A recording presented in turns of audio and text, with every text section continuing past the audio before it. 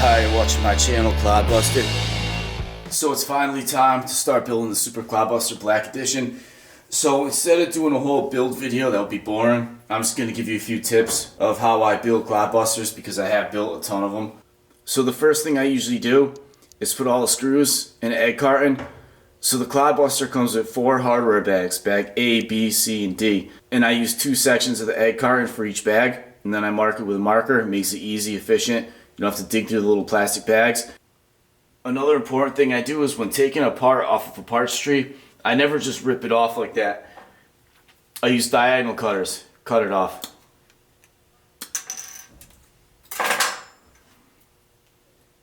Because it leaves way less of a burr when you do.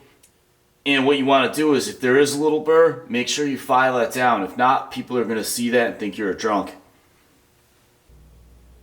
Alright, so now I'm assembling the differentials, and this next tip is very important. It's definitely a must-have. So when you buy this kit, it comes with these plastic bushings, which I'm kind of surprised because the original Clod came with bronze bushings. They were way better. And I highly recommend you replace them with a set of ball bearings. So I ran into a little problem. I got the axles built. Both axles assemblies are all together, ready to bolt in. And I'm at the point where they're ready to go in. I just got to put these in the chassis right here. And then this happened. Right there, the chassis broke. And it wasn't my fault. I barely touched it. I didn't even tighten it that much, and then that happened. So a broken chassis is really not too big of a deal. Not when you have tons of replacements. And I got a lot of these new, never been installed Clod chassis. I always keep some on hand just in case. Or if there's another option I might go with. So this is a vintage Sassy chassis, stamped aluminum chassis right here. And I've been saving this thing for a long time in case of an emergency or in like an extreme situation. And I think this is a good time to use this. So this is the exact same kind of chassis I had on my first Clodbuster, and it was extremely durable, never broken. I really wish I kept that Clod. So that's why I was saving this for an extreme situation, and I think that time has come. And it's all good because I have more than one anyway. So anyway, I'm going to get back to assembling this thing. I'll get these axles popped on and get this truck going. Project complete. I think it looks good. Very pleased with how it came out. I really love that Sassy chassis. Like I said earlier, that was the exact same kind of chassis I had on my first Clodbuster, my very first Clod ever. And that thing was durable. Never left me stranded, and it's got a ton of suspension mounting options. Like if you take a look, there's a lot of holes right here, so you can mount the shocks wherever you want. You can run one single shock. There's like holes in the middle, so a lot of adjustability there. You can lower down this centerpiece, so you can raise the chassis up and still keep proper suspension geometry. And I put all like the factory stickers on the chassis. I even put the White Lightning decals. You can see it's red instead of the original Clodbuster yellow. The red bumpers, red shocks are definitely a shade brighter than the original, so they're off a little bit, but it's not a big deal.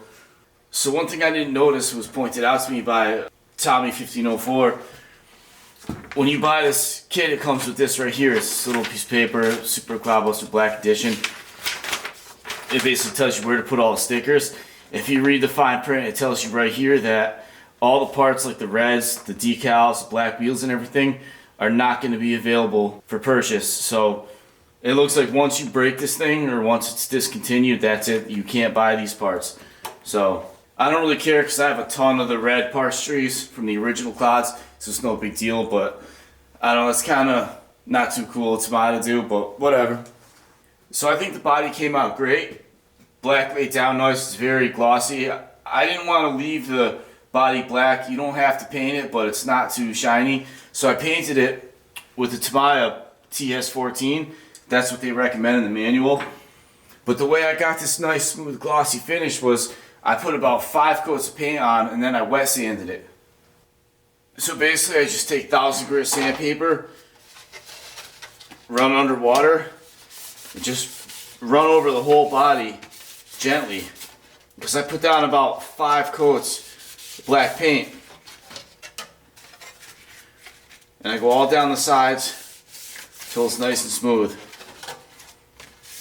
And this will get out any imperfections, and it'll still leave a bunch of coats under there,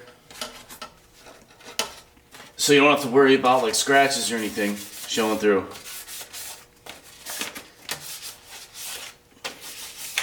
And you want to pay close attention to all the flat surfaces.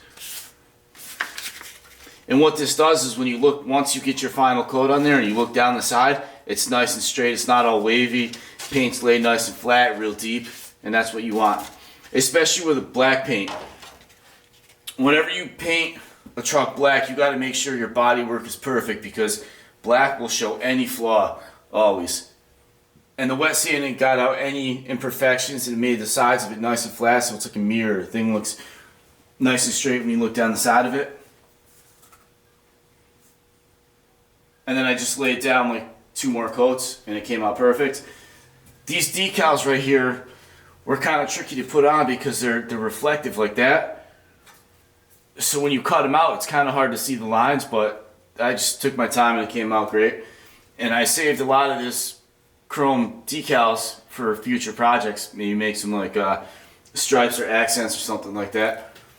And another thing I always do when I put the clods together, if you take a look at all the screws right here, they're all clocked the same direction. What I mean by that, when I say clocked the same direction, all the lines in the screws where your screwdriver goes, they're all pointing in the same direction. I think that's very important too.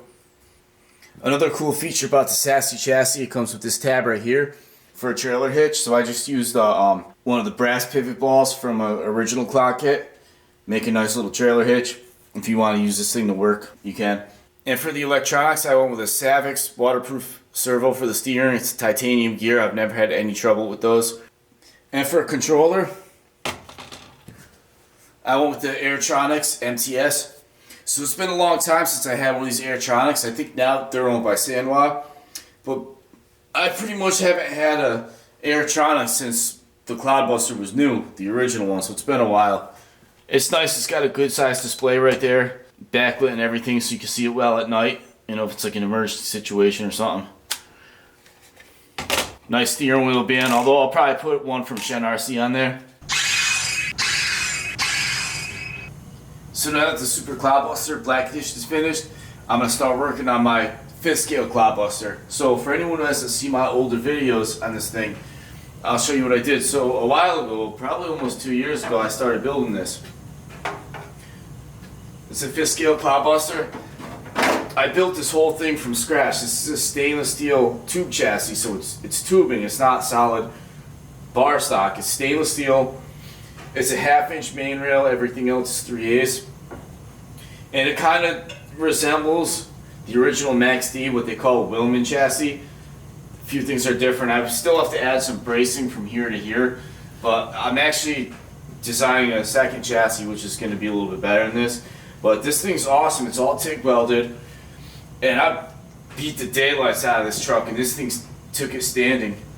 Axle housings are made of chromoly. All these suspension links right here are chromoly with steel joints. It's heavy too. This thing's about 50 pounds, almost. I think like I scaled it, it's about 48. Greasable heim joints, chromoly. And every suspension mounting point is what you call double shear. What double shear means is that there's a tab on each side of the component that's being mounted. Like in this case, it's the rod end.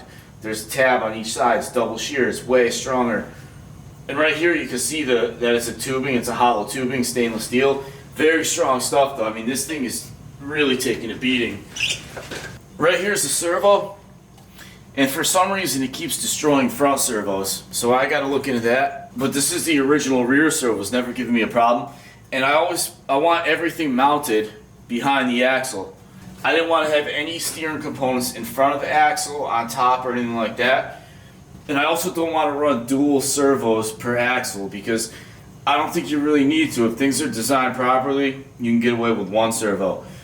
And I've been working on a new design that's actually going to use the 10 scale servo, so that's going to be pretty cool. I think I'm going to have to make new housings to do so.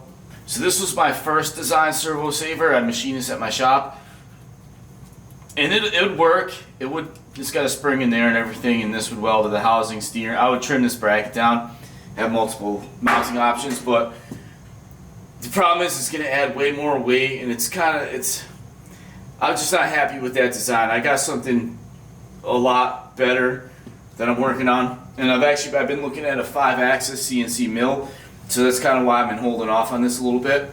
And as far as electronics, it's an 800 kV brushless motor, runs on 8S. It's got a 4-cell here and a 4-cell there, and it goes good. This thing's flies. I was very impressed with the speed of this thing, 4-wheel steering, forward, reverse. So it's been an awesome truck. But I know a lot of people ask about this, and it's been a while. So I figured I'd just show you what's going on with it. So I've not given up on this project. And like I said, the reason why I went on hold is because I'm very busy at my muffler shop, my auto repair shop, building a full-size Clodbuster monster truck. I do a lot of trucking on the side, so I got a lot going on, but mainly too, I'm in the works of getting a 5-axis CNC mill, so once I get that, then I can really make some awesome stuff for this. So take care, thanks for watching. You'll see more videos on this thing in the future. Like and subscribe.